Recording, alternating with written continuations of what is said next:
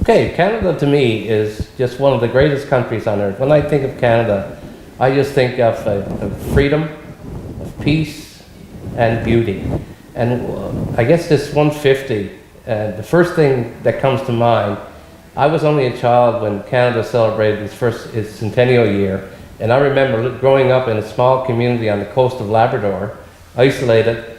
It was a big thing for us, and the people of Lancy-Clare, where I grew up, left the community on dog team to go to Montreal for Expo 67, and we thought they were going to the end of the earth at that time. But today, I can look back and say, what a great journey that was, and what a great, accomplishment for those people who probably had never been outside their community to travel for such a distance to celebrate Canada's centennial. And there we are celebrating 150.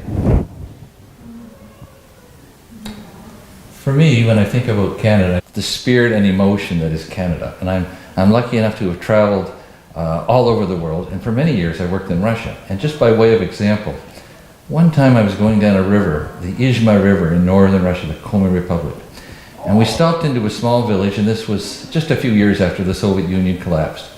And my Russian was good enough, is good enough at the time. I was speaking with a young boy, and he was there, and he was catching fish out of the river. And while my colleagues went into the village to try to collect some goods and supplies, we were 2 weeks on this river.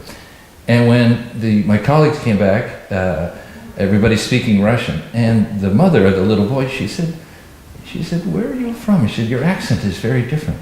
And they said, "Oh, we're from Syktyvkar, which is the capital." And they go, "Oh, это далеко, it's very far away." And they said, "You think that's far away? Me, is from Canada."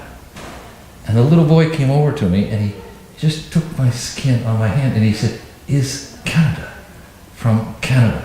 And I've never forgotten what he thought about Canada and this huge country and the reputation that we have. And to me, I'm often been so proud of this country based on what I've heard from other people.